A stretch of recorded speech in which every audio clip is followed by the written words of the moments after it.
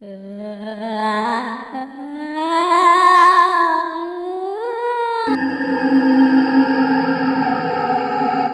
যদি কেউ তোমার নাম ধরে ডাকে দেখলে কখনোই পিছনে তাকিও না। তা না হলে নাহিদের মতো তোমারও একই অবস্থা হবে।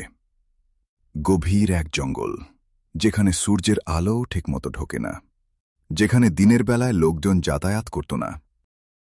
গ্রামের সবাই বলে, এই জঙ্গলে রাতে কেউ গেলে, তার নাম ধরে কেউ ডাক দেয়, সে আর ফিরে আসতে পারে না। আর ভুলবশত ফিরে আসলেও স্বাভাবিকভাবে বাঁচতে পারে না।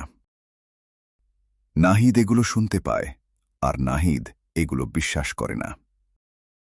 তাই সে একদিন কাউকে না জানিয়ে গভীর রাতে সাহস করে জঙ্গলে ঢুকে পড়ে।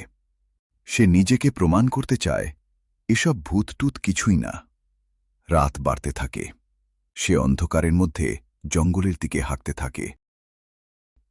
হঠাৎ পেছন থেকে একটা কণ্ঠ, নাহিদ। সে থেমে যায়, আবার ডাক, নাহিদ, আমি দিকে পিছনে ফিরে তাকাও। নাহিদ এই কণ্ঠ শুনতে পেয়ে তার শরীর কাঁপতে থাকে, কিন্তু সে মনে করে পিছনে তাকানো যাবে না। সে হাঁটা শুরু করে, কিন্তু একটু সামনে যেতেই দেখে যে তার সামনে অনেক বড় আর ভয়ানক একটা কবরস্থান।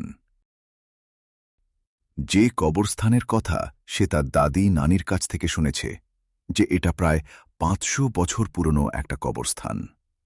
কবরস্থান থেকে হঠাৎ একটা শব্দ ভেসে আসলো, যারা ফিরে তাকায় তারা আর ফিরে যায় না। হঠাৎ তার সামনে দাঁড়িয়ে যায় একটা ভূত, যে ভূতটা দেখতে কিছুটা এলিয়েনের মতো দেখতে। ধীরে ধীরে সে নাহিদের দিকে এগিয়ে যেতে লাগল, আর কাছে যেতেই সে ধীরে ধীরে বলে, তুমি তো তাকাওনি, তাই আমি সামনে এলাম। নাহিদ ভয় পেয়ে পিছিয়ে যায়।